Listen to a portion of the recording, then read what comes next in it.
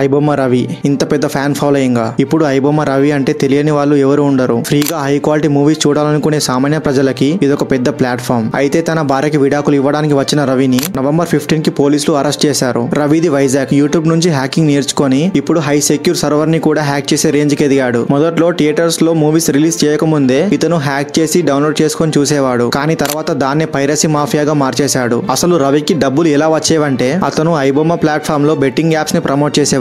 దాంతో నెలకు దాదాపు 45 లక్షల వరకు సంపాదించేవాడు. రవిని అరెస్ట్ చేసిన తర్వాత పోలీసులు అతని అకౌంట్ లో ఉన్న 3 కోట్లని సీజ్ చేశారు. అయితే పోలీసులు ఏం చెప్తున్నారంటే అతని దగ్గర మొత్తం 50 లక్షల మంది పర్సనల్ డేటా ఉందని, అతను ఇప్పటి వరకు అంటే ఆ డేటాని వేరే హ్యాకర్స్ కి అమ్మేసి ఉండవచ్చని. ఒకవేళ ఇదే జరిగితే వేరే హ్యాకర్స్ మీ ఫోన్ ఈజీగా హ్యాక్ చేయగలరు. దాని వల్ల మీ ఫోన్ ఈజీగా హ్యాక్ అయ్యి మీ అకౌంట్ లో ఉన్న డబ్బులు మొత్తం పోవచ్చు. అండ్ అలాగే చాలా మంది రవిని హీరోలాగా చూస్తున్నారు. ఎందుకంటే కామన్ మ్యాన్ కి ఫ్రీగా ఎంటర్టైన్మెంట్ దొరికింది కాబట్టి. ఓకే, మీ ఒపీనియన్ మీది, కానీ కొంచెం సేఫ్ గా ఉండండి. అండ్ అతని పైన మీ అభిప్రాయం ఏంటో కామెంట్ లో చెప్పండి. అండ్ ఈ వీడియో నచ్చితే ఒక లైక్ చేయండి. ఇటువంటి వీడియోస్ చేస్తుంటాను కాబట్టి సబ్స్క్రైబ్ చేసుకోండి.